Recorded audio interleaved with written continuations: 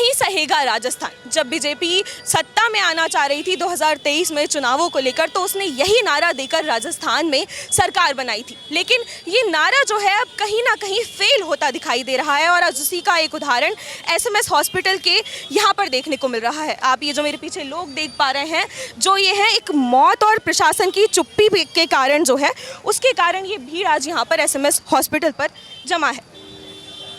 मामला जोधपुर का है, जहां पर डॉक्टर राकेश बिश्नोई जो एसएन मेडिकल कॉलेज में कार्यरत थे, उन्होंने जो है आत्महत्या कर ली सल्फास की गोलियां खाकर। आरोप है कि उनके एचओडी ने उनको मानसिक प्रताड़नाएं दी थी, जिससे परेशान आकर तंग होकर उन्होंने आत्महत्या कर ली। उनकी आत्महत्या के बाद जोधपुर में उनकी हालत गंभीर होने के कारण उन्हें एसएमएस हॉस्पिटल में रेफर कर दिया गया था, जहां पर उनकी इलाज के दौरान ही मौत हो गई।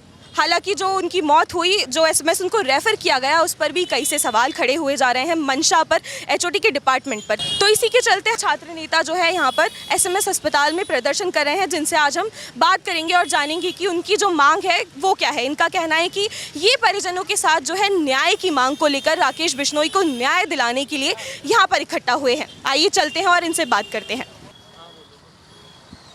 तो आप धरना प्रदर्शन पर बैठे हैं, आपकी क्या मांगे हैं प्रशासन से?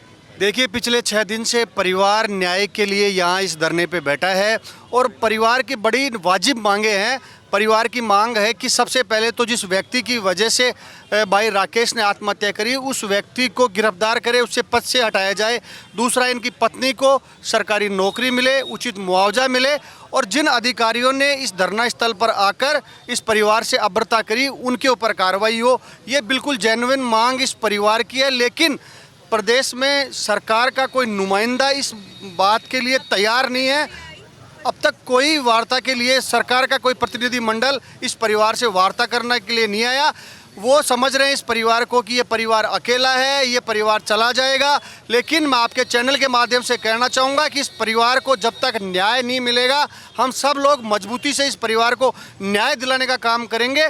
और अब ज़्यादा समय तक इस धरने में हम नहीं बैठेंगे। इस धरने के लिए, इस परिवार को न्याय दिलाने के लिए, चाहे हमें इस प्रदर्शन को उग्र करना पड़े, चाहे मुख्यमंत्री के घर का घेराव करना पड़े, चाहे स्वास्थ्य मंत्री के घर का घेराव करना पड़े, अब हम करेंगे। आने वाले कुछ घंटों में हम सब लोग बैठकर वार्ता करेंगे और क्या परिवार चाहता है, आगे किस प्रकार से हम आगे की हमारी रणनीति होगी, ये तय कर इस परिवार को अब हम न्याय दिलाने का काम करेंगे। मजबूती से इस परिवार के साथ खड़ा रहने का काम करेंगे। प्रशासन के लिए चेतावनी है ये एक तरीके से, जो आप निश्चित रूप से आपके चैनल के माध्यम से मैं प्रशासन को, राज्य सरकार को चेतावनी देना चाहता हूं कि आने वाले कुछ घंटों के अंदर अगर आपने डिसीजन नहीं लिया तो एक उग्र आंदोलन होगा, रोडें जाम होगी, मुख्यमंत्री के आवास का घेराव करेंगे। उसके बाद अगर उसमें जिम्मेदारी सरकार की होगी, मजबूती से सब लोग, आज पूरे प्रदेश भर से नौजवान इस धरने के अंदर आ रहे हैं। आप देख रहे हो चारों तरफ नौजवान इस धरने के अंदर पूरे प्रदेश के कोने कोने से पहुंच रहा है। ये मामला सभी का है, मानवता का मामला है। इसके अंदर हम सब लोग एकजुटता से इस परिवार के साथ खड़े हैं। तो आपने जैसा कि सुना, जो प्रशासन है वो अभी तक यहाँ पर जो है वार्ता करने तक नहीं आया है। यहाँ पे सभी राजनीतिक दल जो है मौजूद है, लेकिन सत्ता दल से जिनका ये दायित्व बनता है न्याय दिलाना, बात करना परिजनों से, वो अभी तक यहाँ पर मौके पर नहीं पहुँचे हैं।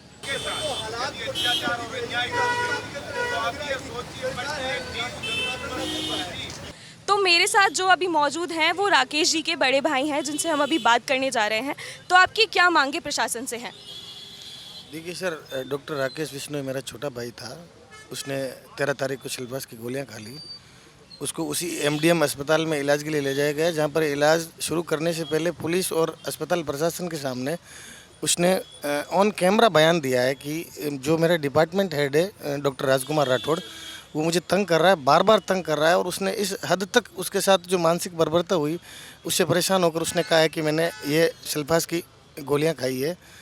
तो उसके बाद उसको वहाँ से जयपुर के लिए रेफ़र कर दिया गया।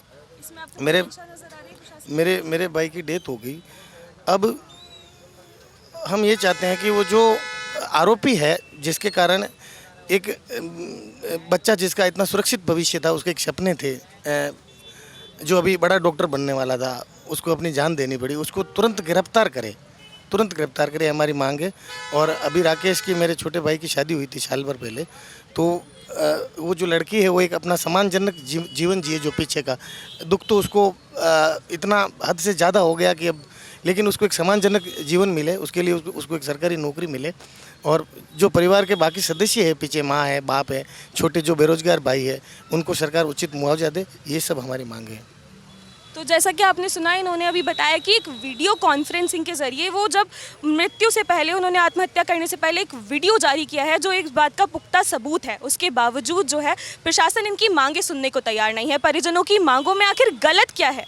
क्यों जो है इनकी मांगे जो है सरकार सुनने को तैयार नहीं है? प्रशासन क्यों चुप्पी साधे बैठी है? और ऐसे मामलों में प्रशासन क्यों है जो उसकी नींद है वो टूट नहीं पा रही है? इस वक्त मेरे साथ मौजूद है छात्र नेता निर्मल चौधरी। हम इनसे भी बात करते हैं क्योंकि ये भी इस धरना प्रदर्शन में जो है शुरुआती दौर से एक्टिव रहे हैं, और मैं इनसे जानती हूँ कि अगर ये धरना प्रदर्शन जो है, इनकी मांगे नहीं मानी जाती है प्रशासन से, तो इनका आगे क्या रुख रहेगा? तो प्रशासन जो है आपकी मांगे सुनने को तैयार नहीं है, तो आप प्रशासन से क्या बात कहना चाहेंगे? प्रशासन को सुनना पड़ेगा। प्रशासन कहाँ जाएगा? प्रशासन जनता के लिए ही काम करता है, और जनता है तो ही प्रशासन है, और जनता दुख और दर्द में रहेगी तो प्रशासन का फिर कोई काम नहीं है। इससे आप अंदाज़ा लगा लीजिए कि जनता क्या करने वाली है। तो प्रशासन अगर आपकी मांगे नहीं सुनता है तो अब आपकी क्या आगे क्या प्रक्रिया रहेगी इस मामले में? हमारी प्रतिक्रिया, पूरे राजस्थान का युवा तैयार बैठा है। इस अत्याचार और अन्याय के खिलाफ पूरे प्रदेश के अंदर कोहराम मच जाएगा, और इस प्रदेश की सरकार को विवश होकर आखिर के अंदर न्याय करना पड़ेगा। तो आपको इसमें कहीं ना कहीं प्रशासन की जो मिली भगत नजर आ रही है, जो आप धरना प्रदर्शन कर रहे हैं, जो का ये जो बचाव हो रहा है, इसमें कहीं ना कहीं आपको लग रहा है कि प्रशासन जो है शामिल है? हाँ बिल्कुल, प्रशासन के ये आशाराम चौधरी जैसे लोग इसके पार्ट हैं, दलाल हैं ऐसे मामलों के। अब जैसे इन लोगों की हमेशा आदत रहती है, ये जो आरोपी पार्टी होती है उससे मिल जाते हैं, रुपए पैसे में ये लोग बिक जाते हैं। उसके बाद में ये जो न्याय मांगने वाला पक्ष होता है उसके साथ अत्याचार और अन्याय करते हैं, और जो उच्च ओहदों पे प्रशासन के अंदर जो लोग बैठे हैं, सरकार में जो लोग बैठे हैं, उनको ये लोग गुमराह करने का काम करते हैं। इसलिए हमारी लड़ाई ऐसे लोगों के खिलाफ है जो बीच की ये दलाली करते हैं ना, इस दलाली को हम लोगों को ख़त्म करना है। तो जैसा कि आपने सुना, इन्होंने बताया कि प्रशासन जो है अभी भी मतलब किस तरह का प्रशासन का रुख रहता है, किस तरह की उसकी जो ये राजनीति है, क्यों जो है उसको मौत, ये जो हादसे होते हैं, ये जो जिस तरह की ये घटना है उस पर क्यों प्रशासन नहीं बोल पा रहा है, ये एक बड़ा सवाल जो है इस घटना ने खड़ा कर दिया है। ऐसे कई से सवाल और भी खड़े हो गए हैं। न्याय दो, न्याय दो, न्याय दो, राकेश बिश्नोई को न्याय दो, न्याय दो, न्याय दो।